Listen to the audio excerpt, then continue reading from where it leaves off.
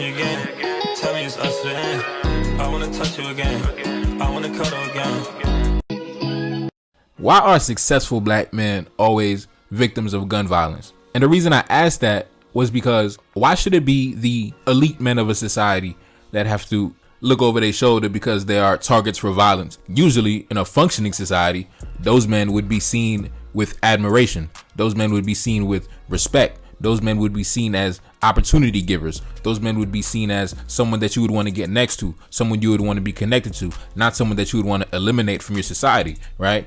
And it makes me think about before the civil rights movement, the men in black society that were targeted for violence, they were usually the independent business owners, the black men that cracked the code, the black men that somehow hacked the system and built a lane for themselves, the men that were landowners, business owners, the men that owned funeral homes, the men that opening banks and opening shops and opening dry cleaners, etc., etc. Those men were the targets for violence. Those men were the targets for harassment. Those men were the targets from the government. Point being, Marcus Garvey, a major example. But even besides Marcus Garvey, you had the countless black entrepreneurs that were lynched. A lot of times when we think of a lynching, we think that it was just, someone that was accused of, getting with a white woman, so they lynched them. That's usually the default response. But a lot of the times it was really just a black man that was having it his way, getting money, hacked the system, built a lane for himself, was a entrepreneur, capitalist, doing his thing, supporting his family.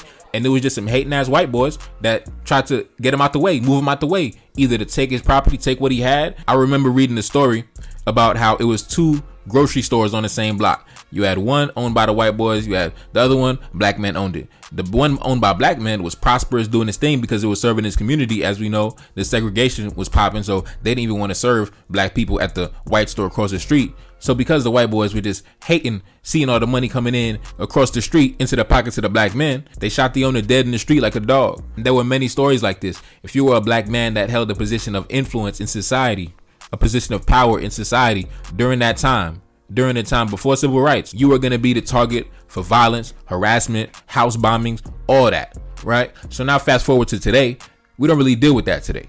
When I get in my car, when I get out into the world, I'm not worried about some random white boys with some shotguns, running up on me while I'm sitting at the red light or when I'm chilling with my girl getting something to eat. I'm not worried about that, bro. I'm not worried about no white boys running down on me with the extended clip talking about give it up. No, I'm not worried about that. Now the game has flipped to where now, instead of us being worried about the true adversary, now we are worried about people who allegedly are playing on the same team as us. So it's the same energy though. It was that same energy, that same jealousy, that same hatred that them white boys had back in 1932. Now it's that same hatred that our brothers have for us in 2022. When they see us shining, when they see us in a position of influence and power, and they feel like it should be them, they feel like they should have it. They see us getting money, stacking it up high. They feel like that money should be in their pocket. They should have it. And on top of that, they feel like they should take our life too. The same way the white boys felt the same way. They want our land, they want our money, they want our business, and they want our life. So, it's just something that just popped in my head. I just wanted to lay it down. Y'all let me know what y'all think. I think it's crazy, man. The PnB rock story, that was wild, man. You talking about chilling in the Waffle House, the waffle spot, the chicken and waffle spot with your girl, eating with your family, and you get shot down like a dog, bro. You're not going to tell me that's not the same energy that them white boys was coming with back in the 1930s and the 1940s and the 1920s. That same jealousy, that same hatred. That same story I told you, where the white boys seen the black grocery store popping, getting money, doing business, stacking money high, shot the owners down dead in the street. And it's sad. But yeah, man, it's your boy Neferkari Desaline back in the building. Yes, indeed. I'm gone. Peace.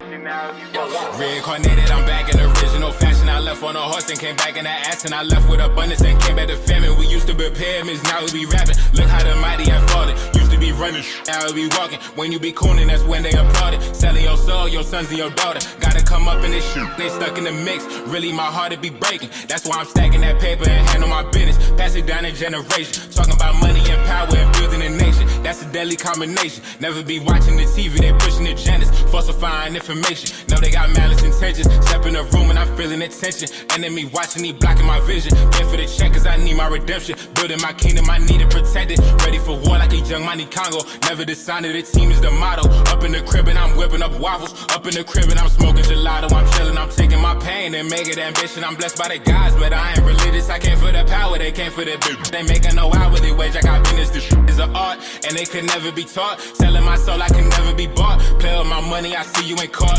Run to the check and I do it for sport. Babylon falling, I go to the source. Packing my luggage and go overseas. Shorty be with me and she so at least. Shorty be chocolate, I'm calling her Hershey. Secret intelligence probably gon' murk me. Don't fuck with brands, cause nigga I'm Haitian. Say the wrong shit and you're smacking their faces.